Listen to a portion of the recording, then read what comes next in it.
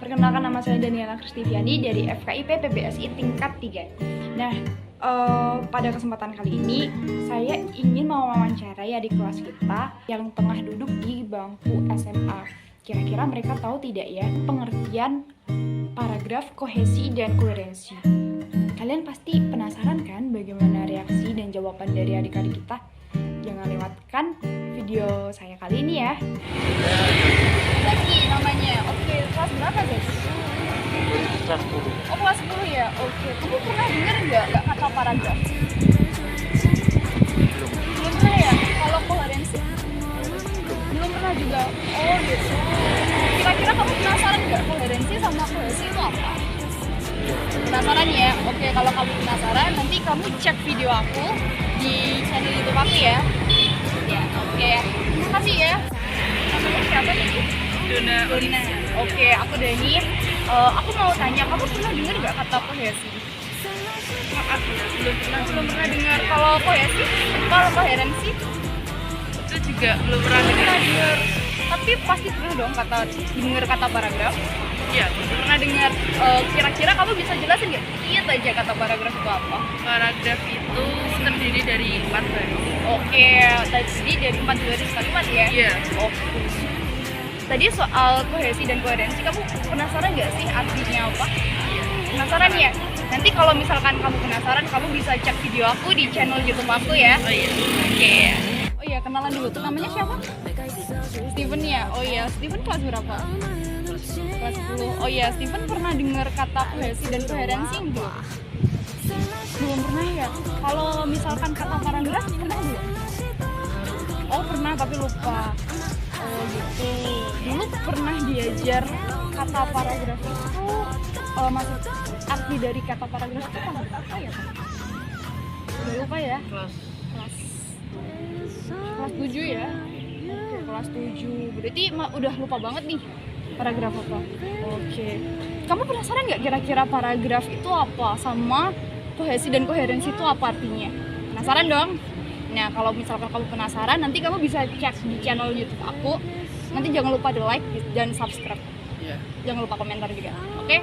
Oke, makasih. Namanya siapa? Nama saya Fernando. Fernando. Oke, Iya. Fernando pernah dengar kata paragraf belum? Mana? Pernah ya? Oke. Apa itu paragraf? Bisa Seperti jelasin? kayak Hah? baris-baris dalam kalimat itu Oh, yang oke. nggak mencapai 4 baris atau Oh, sebagainya. oke. Kalau koherensi pernah dengar nggak? Wah, belum pernah. Belum pernah. Kalau kohesi? Belum pernah. Belum pernah juga. Oke, nggak apa-apa. Kira-kira kamu penasaran nggak sama arti dari kedua istilah tersebut? Penasaran ya? Oke, kalau misalkan kamu penasaran, nanti kamu bisa cek channel YouTube aku di DA_an. Oke. Oke. Nanti jangan lupa komen sama like ya. Siap. Oke. Makasih ya. Ya. Wah, asal sekali ya wawancara kita dengan adik-adik kita tadi. Ternyata masih banyak nih yang belum paham betul apa itu kohesi dan koherensi. Nah, untuk kakak-kakak mahasiswa, kalian udah tahu belum kira-kira apa itu kohesi dan koherensi? Ayo jujur ya, udah tahu belum? Mungkin kakak-kakak mahasiswa ada yang sudah tahu, ada yang belum tahu ya. Nah, kalau misalkan buat kalian, kakak-kakak yang belum tahu tidak apa-apa.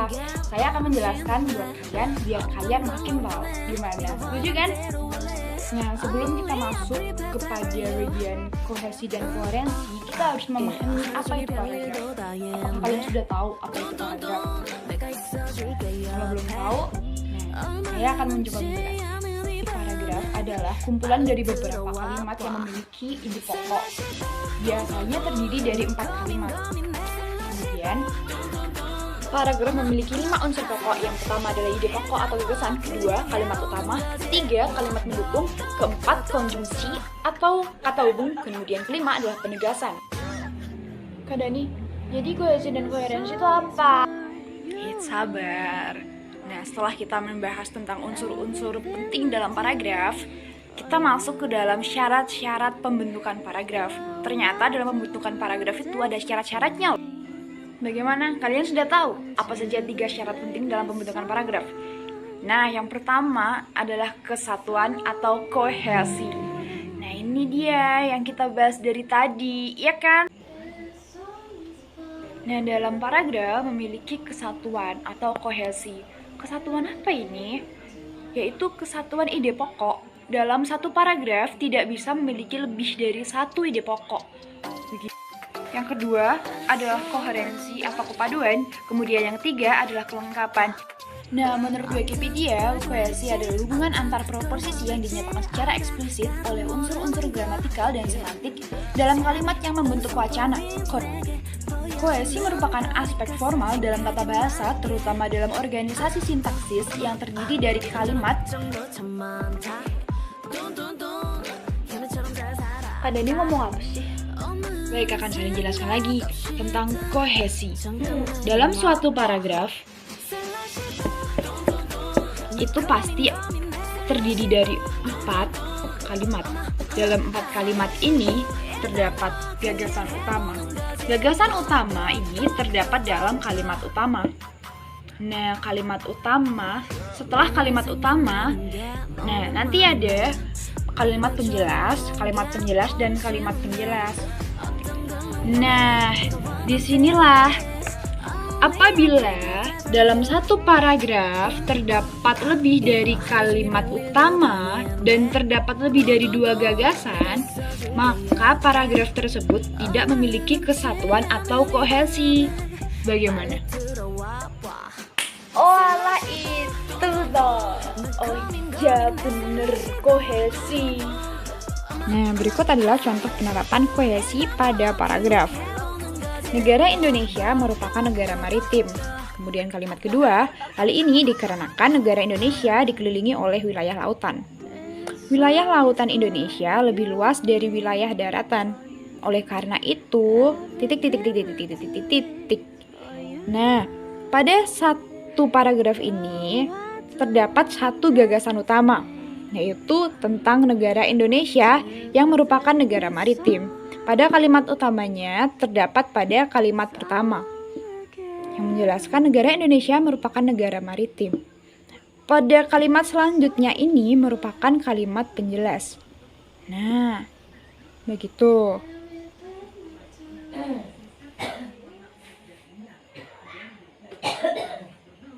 Menjelaskan apa?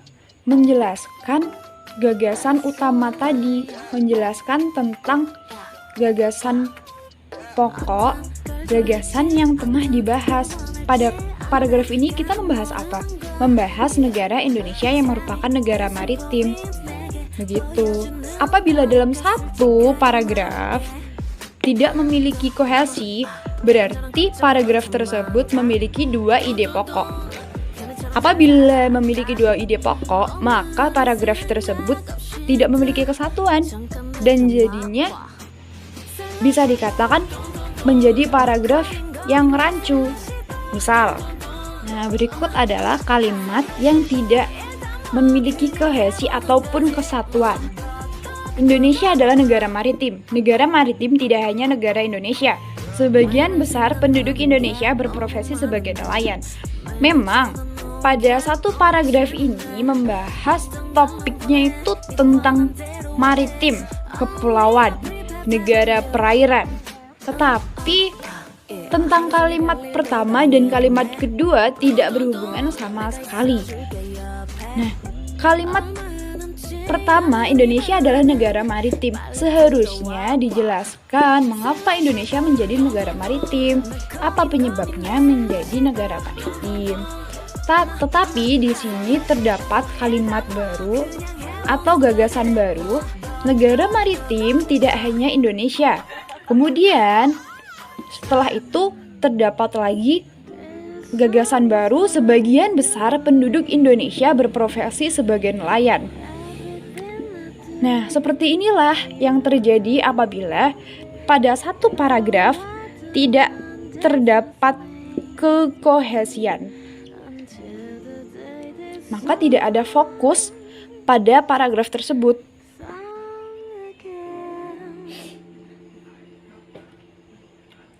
Nah, selanjutnya kita masuk kepada syarat yang kedua, yaitu koherensi ataupun yang bisa dibilang kepaduan. Dalam suatu kalimat atau paragraf diperlukan koherensi atau kepaduan. Oleh karena itu, koherensi erat kaitannya dengan konjungsi ataupun kata hubung. Nah, mari kita lihat contoh kalimat di bawah ini. Belajarlah dengan giat, tercapai cita-citamu kelak.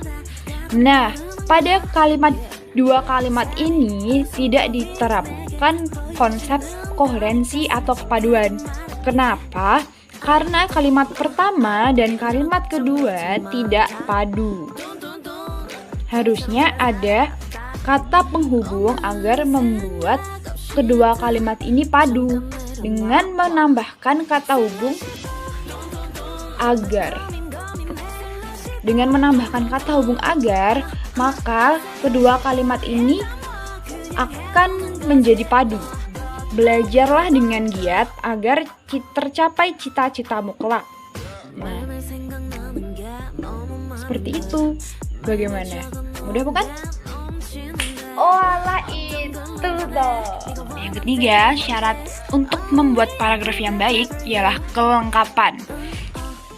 Nah, pelengkapan ini berhubungan dengan cara mengembangkan paragraf. Nah, paragraf tersebut bisa dikatakan lengkap apabila kalimat penjelas memaparkan ide pokok. Dan pemaparan ini bisa berhubungan dengan ciri-ciri, bisa berhubungan dengan contoh, rincian kejadian, dan sebagainya. Akhirnya kita berada di akhir sesi dari video ini. Terima kasih kepada teman-teman dan adik-adik yang saya wawancarai tadi.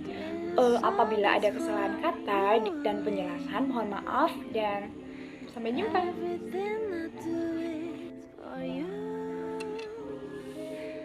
Jangan lupa like dan komennya. Sampai jumpa.